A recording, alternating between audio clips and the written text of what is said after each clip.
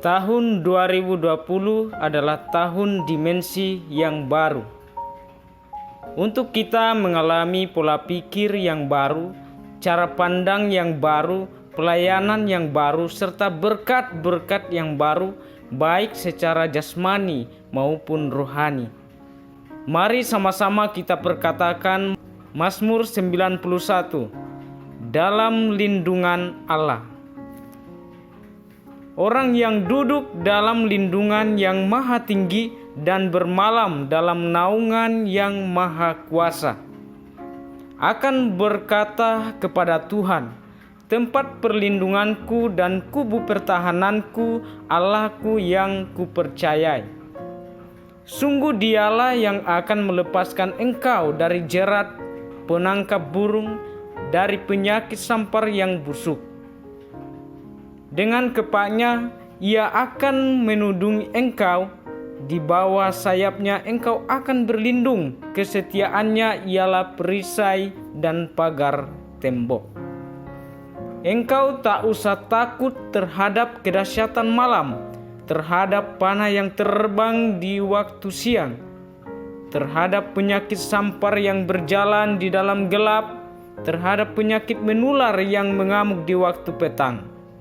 Walau 1.000 orang rebah di sisimu dan 10.000 di sebelah kananmu, tetapi itu tidak akan menimpamu. Engkau hanya menontonnya dengan matamu sendiri dan melihat pembalasan terhadap orang-orang fasik. Sebab Tuhan ialah tempat perlindunganmu, yang maha tinggi telah kau buat tempat perteduhanmu.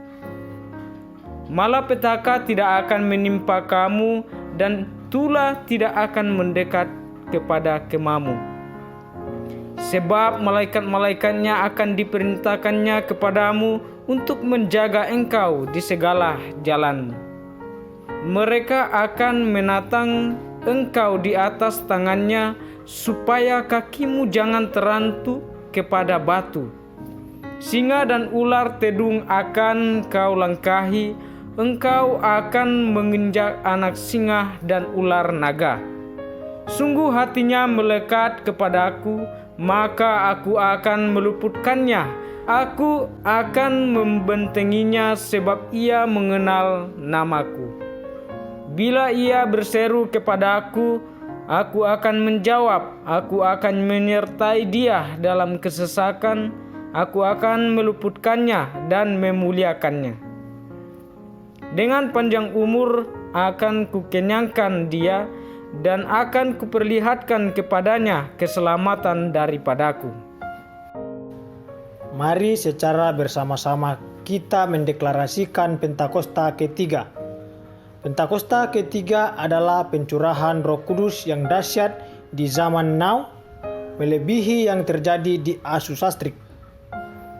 Pentakosta ketiga akan mengakibatkan penuaian jiwa yang terbesar dan terakhir sebelum Tuhan Yesus datang kembali. Pentakosta ketiga akan membangkitkan generasi Yeremia, yaitu anak-anak muda yang dipenuhi Roh Kudus, cinta mati-matian kepada Tuhan Yesus, tidak kompromi terhadap dosa, dan akan bergerak untuk memenangkan jiwa. Pentakosta ketiga lahir di Indonesia yang bergerak ke bangsa-bangsa. Gerakan ini dari timur ke barat dan akan kembali ke Yerusalem. Pentakosta ketiga akan memberikan kuasa untuk menyelesaikan amanat agung, dan setelah itu Tuhan Yesus datang kembali.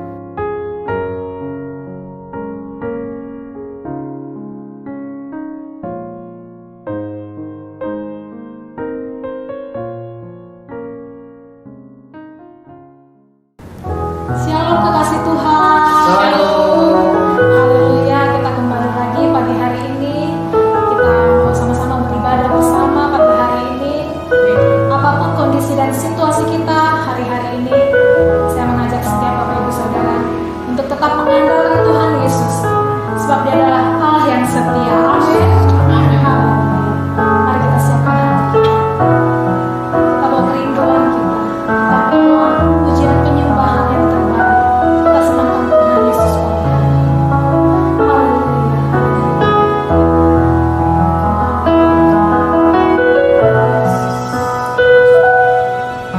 Engkau Tuhan yang setia,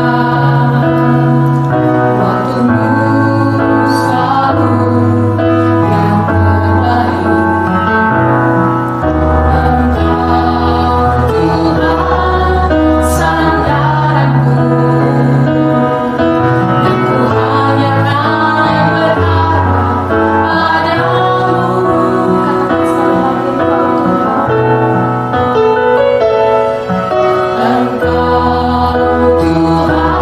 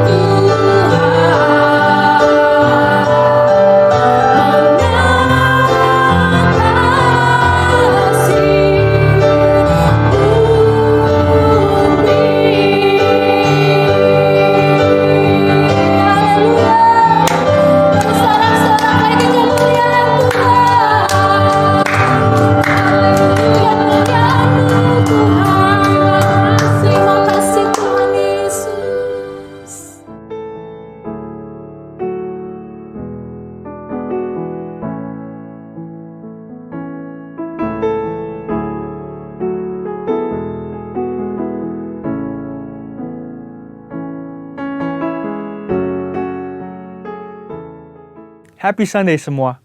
Tema yang akan dibahas hari ini adalah 3 berkat kekudusan bagi generasi Yeremia. Ini adalah hari-hari yang sangat menentukan bagi umat Tuhan di akhir zaman, di mana semua orang sedang ada dalam kondisi yang tidak menentu karena pandemi yang melanda seluruh dunia. Dengan adanya situasi seperti ini, kita sebagai umat Tuhan dihadapi dengan 2 pilihan. Kita bisa menyerah kepada keadaan di sekeliling kita, atau kita bisa bangkit dan melakukan kehendak Tuhan pada zaman ini. Salah satu kehendak Tuhan pada zaman now adalah Dia akan membangkitkan sebuah generasi yang disebut sebagai generasi Yeremia. Ini adalah sebuah generasi anak-anak muda yang dipersiapkan untuk penuaian yang terbesar di akhir zaman ini. Ciri-ciri generasi Yeremia seperti yang disampaikan oleh gembala sidang kita adalah anak-anak muda yang dipenuhi dengan Roh Kudus, cinta mati-matian kepada Tuhan Yesus, tidak kompromi terhadap dosa, dan akan bergerak untuk memenangkan jiwa. Tuhan mempunyai rencana yang hebat untuk generasi ini. Namun iblis mengetahui hal tersebut. Oleh sebab itu, dia berusaha dengan segala macam cara untuk menghancurkan generasi ini dengan dosa dan segala daya tariknya. Ibrani 12 ayat 14 berkata, "Berusahalah hidup damai dengan semua orang dan kejarlah kekudusan, sebab tanpa kekudusan tidak seorang pun akan melihat Tuhan." Ayat di atas adalah bukti di antara begitu banyak firman Tuhan yang menunjukkan bahwa kekudusan adalah perintah dan syarat yang dari Tuhan kalau kita mau melihat kuasa dan kemuliaannya dinyatakan. Sebaliknya, dosa adalah penyebab utama gagalnya atau tertundanya rencana dan kehendak Tuhan di dalam kehidupan orang percaya. Sayangnya, banyak anak Tuhan tidak menyadari hal ini. Iblis akan selalu berusaha untuk menutupi kebenaran ini dengan berbagai tipu muslihatnya. Jadi apa sebenarnya yang iblis sedang berusaha untuk melakukan? Pertama-tama, iblis mau menghancurkan masa depan generasi Yeremia. Iblis memang tidak maha tahu, tetapi dia tentu mengetahui banyak hal. Dia mengetahui kekuatan dan kelemahan kita. Dan beberapa contoh senjata yang sering dipakai iblis melawan generasi muda adalah kekerasan, narkoba, imoralitas seksual, dan banyak hal lainnya. Lalu apakah yang terjadi ketika kehidupan generasi muda dikuasai oleh dosa? Yang pertama adalah hatinya menjadi keras. Hal pertama yang direbut iblis ketika seseorang hidup dalam dosa adalah hatinya. Sebab dosa menjauhkan kita dari Tuhan dan membuat kita dingin terhadap firman Tuhan. Kekerasan hati akan membuat kita susah untuk diajar dan dibentuk oleh kebenaran firman. Yang kedua adalah hidupnya tidak menjadi maksimal. Yohanes 15 ayat 5 berkata, "Akulah pokok anggur dan kamulah ranting-rantingnya. Barang siapa tinggal di dalam aku dan aku di dalam dia, ia akan berbuah banyak, sebab di luar aku, kamu tidak dapat berbuat apa-apa." Kehendaknya adalah supaya kita hidup dalam segala kelimpahan, baik jasmani maupun rohani. Tetapi dosa menjauhkan kita dari semua itu. Tetapi pilihannya ada di tangan kita masing-masing. Mari kita menabur yang baik, maka kita akan menuai keberhasilan dan kebaikan bagi kemuliaannya. Yang ketiga adalah kebinasaan kekal. Dosa pada akhirnya akan membawa kita kepada kematian, yaitu hukuman yang kekal di neraka. Banyak orang sekarang bersembunyi di balik pengajaran yang berkata, sekali selamat tetap selamat. Tetapi seperti yang dikatakan oleh firman Tuhan di Filipi 2 ayat 12, kita mempunyai tanggung jawab untuk mengerjakan keselamatan itu. Oleh sebab itu, bangunlah dan hidup dalam kekudusannya.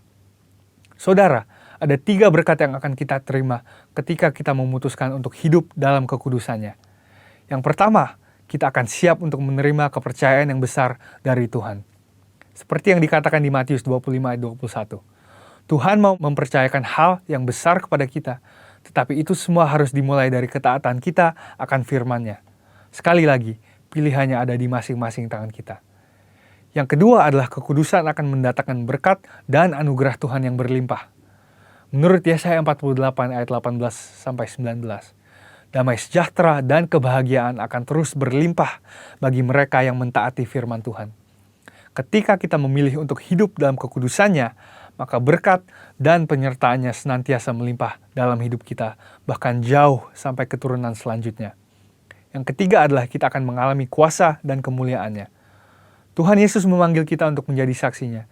Dia mau memanifestasikan kuasanya melalui hidup kita. Dan itulah sebabnya dia memanggil dan mengutus satu generasi di akhir zaman, yaitu generasi Yeremia. Generasi anak-anak muda untuk menggenapi rencananya bagi dunia ini, yaitu penuaian yang terbesar dan terakhir sebelum kedatangan Tuhan Yesus yang kedua kalinya.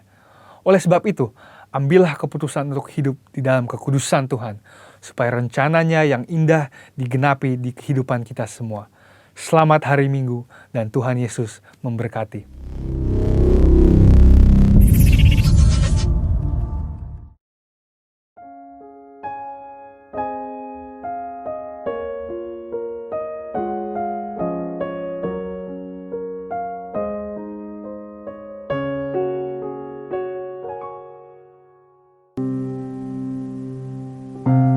Shalom jemaat yang dikasihi Tuhan, apa kabar? Senang bisa bersama-sama dengan Anda kembali. Dan hari ini kita mau dengar firman kembali ya. Saudara, mari siapkan hati kita mau berdoa. Tuhan, kami butuh Tuhan dalam tiap langkah kami. Hari ini pun kami tetap mencari wajah-Mu. Biarlah saat ini Tuhan, Engkau menjamah kami semua lewat firman yang kami dengar. Firman ini bukan kata-kata manusia, dan ini adalah kata-kata-Mu sendiri. Tuhan, urapi kami yang mendengar, urapi hamba-Mu yang mengucapkannya. Dan biarlah setiap kami boleh diberkati, karena kami diubah oleh firman itu. Terima kasih Abah, siapkan kami dalam masa-masa ini untuk keluar sebagai pemenang. Sehingga semua proses yang Tuhan izinkan terjadi, kami boleh respon benar. Terima kasih Tuhan. Dalam nama Tuhan Yesus. Haleluya. Sama-sama katakan amin. Puji Tuhan. Haleluya. Saudara dikasihi Tuhan, kita kembali beribadah hari ini. Dan beberapa hari yang lalu kita merayakan ulang tahun gereja kita, ya, yang ke-32 tahun. 4 September 2020. Saudara dikasih Tuhan, GBI Gatot Subroto berusia 32 tahun. Anugerah Tuhan besar. Amin. Diawali dari sebuah gereja di Gedung Karsa Pemuda, Senayan, Jakarta, dengan jemaat sekitar 400 orang. Sekarang berkembang jadi 1.200 gereja. Saudara, di dalam dan di luar negeri dengan jumlah jemaat lebih dari 300.000 dengan sekitar 9.500 school. Saudara, puji Tuhan. Nah, saudara dan saya adalah bagian dari keluarga rohani ini, dan kita perlu bersyukur. Amin. Hari ini saya mau ingatkan kita kembali siapa kita dan dari mana kita. Tuhan membentuk kita, saudara. DNA gereja kita adalah restorasi Pondok Daud. Pesan Tuhan mau ingatkan kembali bagaimana Anda dan saya bisa ada hari ini di gereja ini. Saudara, DNA gereja kita adalah prajurit-prajurit Tuhan yang gagah perkasa, yang bergaya hidup doa, pujian, penyembahan, bersama-sama dalam unity siang dan malam, dan melakukan kehendak Bapa pada zaman ini. Itu menjadi DNA, menjadi visi, dan kita kejar terus. Dari mana visi itu berasal? Dari Kisah Rasul 15 ayat 15 sampai dengan 18, ya. Dan firman Tuhan di sana mengatakan tentang restorasi Pondok Daud yang telah roboh, yang mau dipulihkan kembali oleh Tuhan. Kita mau baca ayatnya sama-sama yuk. Kita lihat Kisah Rasul 15 ayat 15 sampai 18, ya. Hal itu sesuai dengan ucapan-ucapan para nabi, seperti yang tertulis. Kemudian aku akan kembali dan membangunkan kembali Pondok Daud yang telah roboh, dan reruntuhannya akan kubangun kembali dan akan kuteguhkan, supaya semua orang lain mencari Tuhan, dan segala bangsa yang tidak mengenal Allah yang kusebut milikku. Demikianlah firman Tuhan yang melakukan semuanya ini, yang telah diketahui dari sejak semula. Amin. Saudara dikasihi Tuhan, Tuhan mau memulihkan, restorasi Pondok Daud. Restore, to restore itu berarti meletakkan kembali semua pada tempatnya, ya. Dan restorasi Pondok Daud ini bukan nanti waktu Tuhan Yesus datang baru kemudian terjadi, bukan, ya. Nanti waktu Tuhan Yesus datang harusnya restorasi Pondok Daud sudah sempurna. Jadi hari ini sudah dimulai dan pemulihan sedang terjadi terus. Sesuai Kisah Rasul 15 tadi, Tuhan Yesus merestorasi Pondok Daud supaya semua orang mencari Tuhan. Dan segala bangsa yang disebut milik Tuhan mencari Tuhan. Artinya Pondok Daud direstorasi supaya terjadi penuaian jiwa-jiwa. Amin. Saudara dikasih Tuhan, di tengah pandemi COVID-19 ini, Tuhan juga tetap merestorasi Pondok Daud. Kita semua sedang direstorasi, sedang dipulihkan. Siapa yang dipulihkan? Gereja, saudara dan saya, kita semua. Seolah-olah kita seperti sedang disembunyikan sesaat supaya menjadi prajurit-prajurit Tuhan yang gagah perkasa. Ada yang sedang dipulihkan, ada yang sedang diberesin, saudara dikasih Tuhan. Kalau dalam bahasa manajemennya retret, kita sedang seperti mundur sebentar, diasingkan sebentar, supaya nanti pada waktunya, when the moments come, kita semua akan keluar dan siap untuk action. Amin saudara, gitu ya. Untuk menjadi pemenang, maka yang pertama yang harus direstorasi adalah gaya hidup kita. Gaya hidup kita kembali pada doa, pujian, penyembahan dalam unity siang dan malam. Artinya kita harus hidup intim dengan Tuhan. Sekarang kita sedang dipulihkan supaya hubungannya lebih baik lagi dengan Tuhan. Yang kedua, untuk menjadi pemenang maka kita harus melakukan kehendak Tuhan pada zaman now. Dan kita sekarang sedang dipulihkan untuk bisa melakukan kehendak Bapa ini. Ya, nanti kita akan bahas satu-satu, saudara. Saudara, restorasi Pondok Daud tidak bisa lepas dari Daud sendiri. Namanya juga Pondok Daud, ya. Dan itu sebabnya kita mesti lihat, ada apa dengan Daud? Apakah dia mengalami sesuatu? Ya, Daud juga mengalami yang namanya disembunyikan oleh Tuhan atau diasingkan oleh Tuhan selama 15 tahun sebelum ia akhirnya benar-benar jadi raja di Israel. Jadi waktu kita disuruh bersembunyi seolah-olah ya, tanda petik, sebenarnya itu baik karena Anda dan saya sedang dipersiapkan.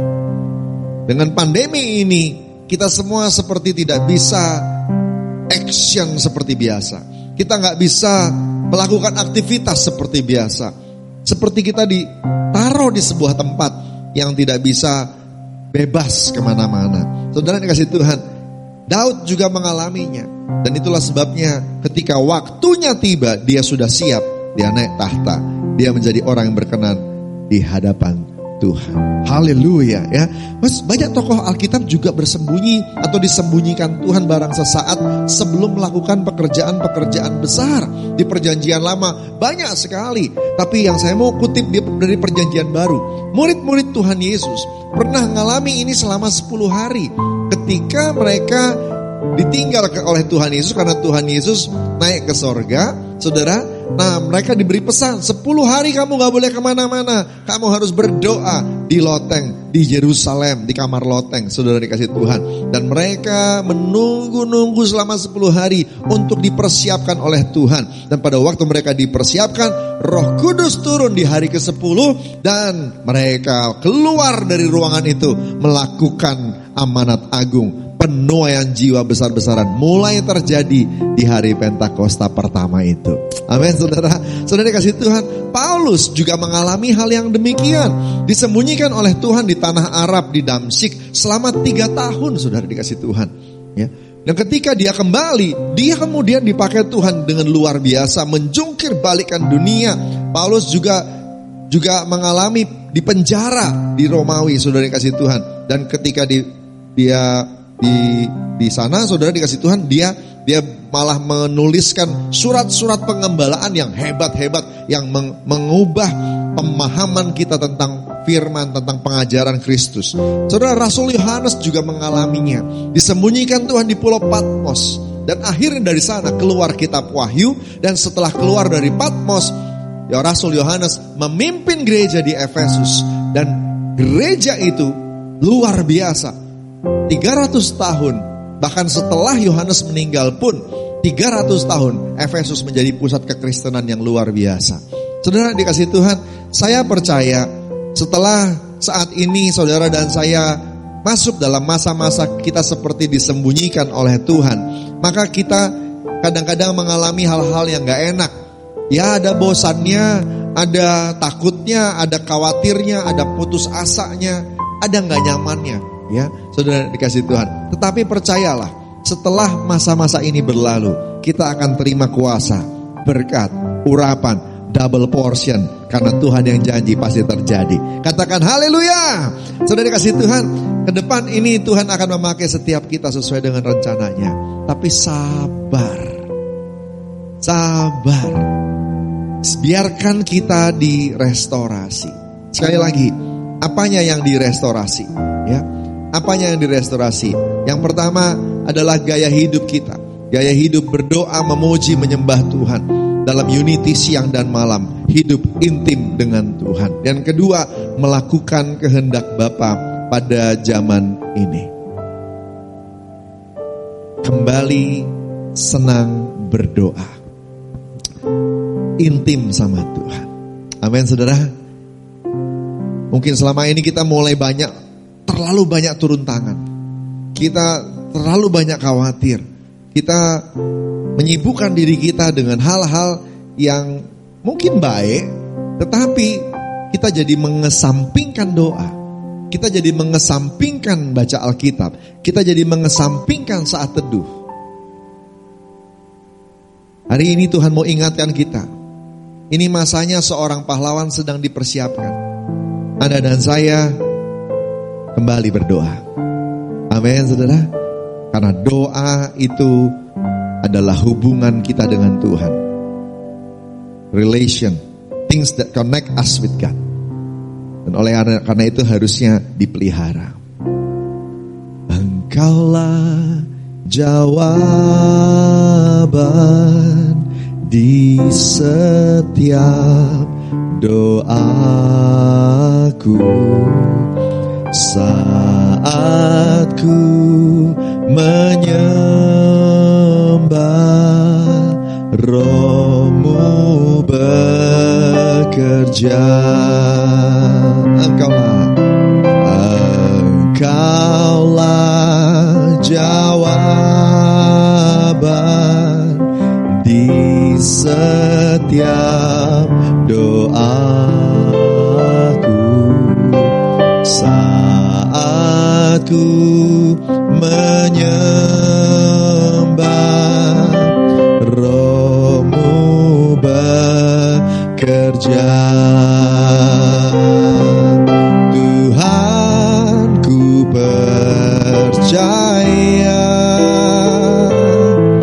kuasa-Mu sempurna. Saat ku berdoa, kuasa-Mu bekerja. Amin. Saudara kasih Tuhan, percaya sama doa, percaya sama keintimanmu, bangun hubungan dengan Tuhan, pulih lagi. Seorang pahlawan tidak bisa menang sendirian. Engkau perlu Tuhan dalam segala hal. Amin, saudara. Gaya hidup doa, pujian, penyembahan dalam unity siang dan malam ini harus kembali pulih dalam hidup kita. Alkitabnya baca, saat teduhnya lakukan, rema dari Tuhan cari. Kalau sudah dapat, taati dan jalankan dengan hati yang penuh syukur, hati yang percaya, hati yang cinta sama Tuhan. Amin. Saudara kasih Tuhan, karena kalau kita jauh dari Tuhan, maka Anda dan saya gak bisa berbuat apa-apa. Kita butuh Tuhan turun tangan dalam hidup kita.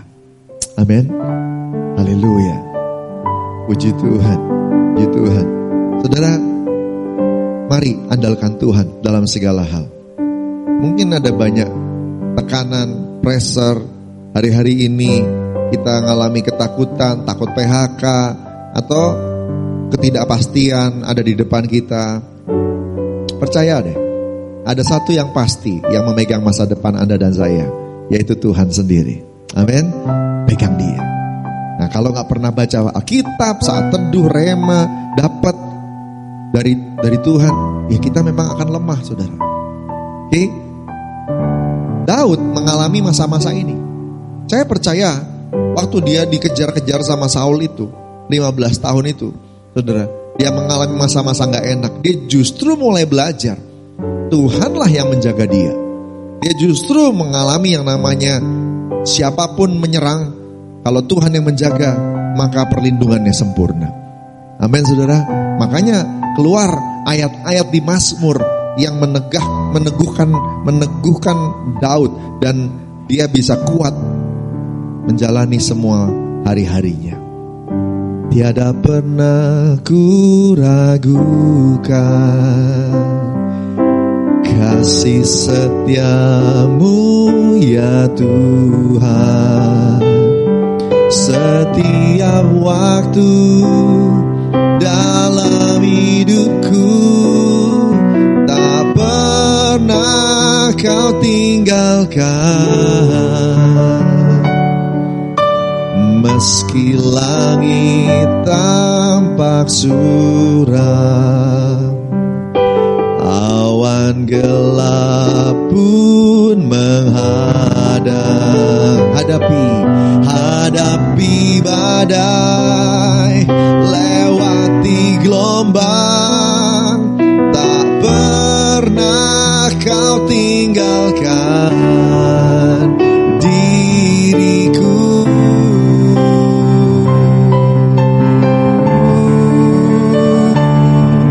Walau 1000 rebah di sisiku, kau tetaplah Allah penolongku. Walau 10.000 rebah di kananku, takkan ku goyah sebab Yesus sertaku. Walau 1000 rebah, walau 1000 rebah di sisiku, kau tetaplah Allah penolongku. Walau 10.000 rebah di kananku, takkan ku goyah sebab Yesus sertaku. Takkan ku goyah, takkan ku goyah sebab Yesus sertaku. Takkan ku goyah sebab Yesus sertaku. Amin. Bapak Ibu Saudara yang dikasihi Tuhan, dan itu butuh waktu supaya bisa terbangun gaya hidup yang intim dengan Tuhan, supaya Anda dan saya bisa jalan terus dengan Dia. Maka kita perlu memperhatikan langkah-langkah kita. Apakah kita membangun sebuah gaya hidup yang berkenan? Karena kita mau memelihara hubungan dengan Tuhan yang kudus, saudara. Ya, saudara dikasih Tuhan. Gimana? Masuk hadirat, baca Alkitab, begitu keluar dalam langkah-langkah kehidupan di kantor, di pergaulan, tiba-tiba bikin dosa, saudara.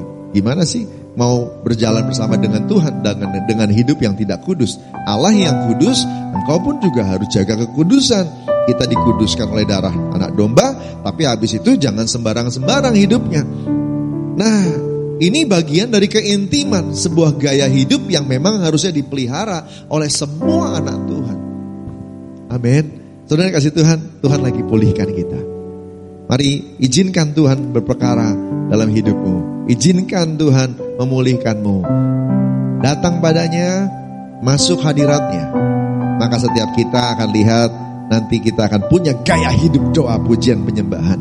Unity siang dan malam. Amin saudara. Haleluya.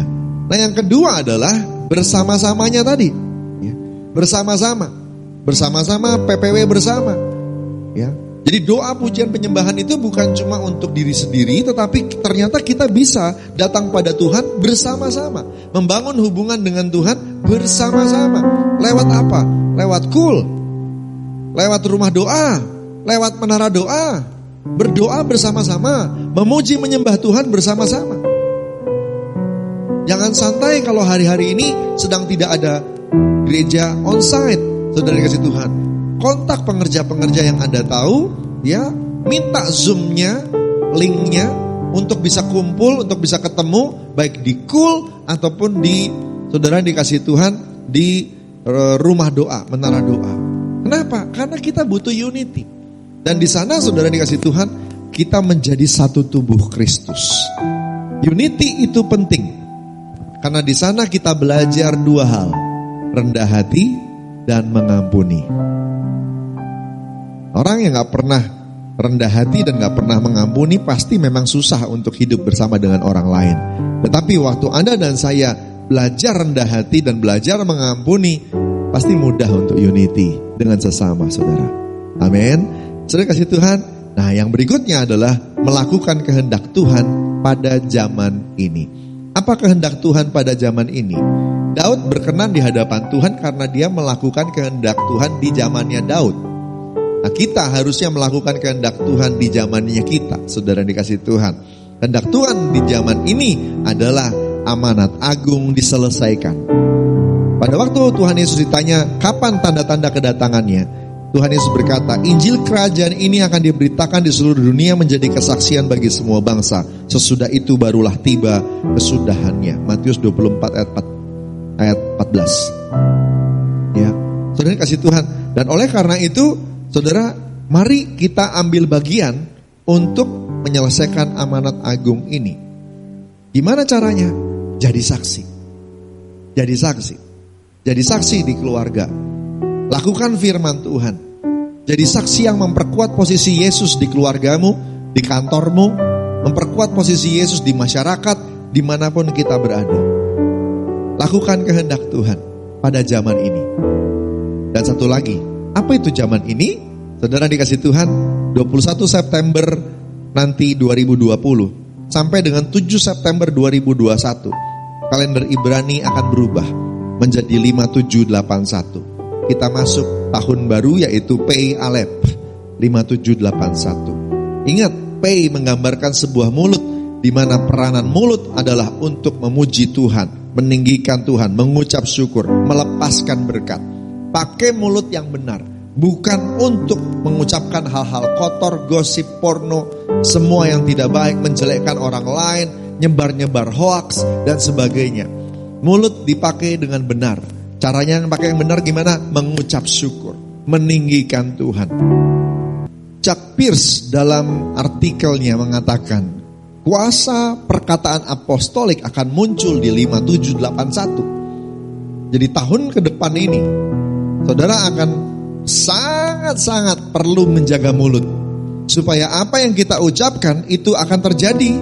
Nah, pakai mulut kita untuk berkata, memperkatakan yang benar. Perkatakan janji Tuhan. Perkatakan kesaksian untuk selesaikan amanat agung. Perkatakan iman. Perkatakan doa, nubuatan. Kalau keluarga kita ada yang gak benar, jangan berantem, musuhan. Saudara kasih Tuhan, nah, masuk kamar, berdoa, dan perkatakan iman. Dalam nama Yesus, orang ini akan berubah. Bosku akan berubah, suamiku akan berubah, dalam nama Yesus istriku akan berubah, anakku akan berubah. Perkatakan iman, perkatakan nubuatan. Karena engkau dan saya sedang masuk dalam sebuah season, sebuah musim di mana ucapan kita memiliki kuasa yang luar biasa. Saudara dikasih Tuhan, biasakan ini karena kita sedang ada di musim yang baru. Ini kehendak Tuhan. Ucapkan firman Tuhan. Amin. Saudara dikasih Tuhan, yuk siapkan diri. Ini masa yang luar biasa. Sekali lagi, Tuhan mau kita banyak-banyak datang bersama-sama. Unity, melakukan kehendak Bapa pada zaman ini. Amin. Yuk kita berdoa sama-sama supaya kita bisa terima berkat dari Tuhan. Haleluya. Tuhan hadir di bait kudusnya. Saat umat mencari wajahnya, berseru, berdoa, bersujud menyembah, dan menikmati kehadirannya. Tuhan mau dekat dengan umatnya yang datang dengan segenap hatinya, berseru, berdoa, bersujud menyembah, dan menikmati kehadirannya. Hadiratmu memenuhiku, hadirat kudus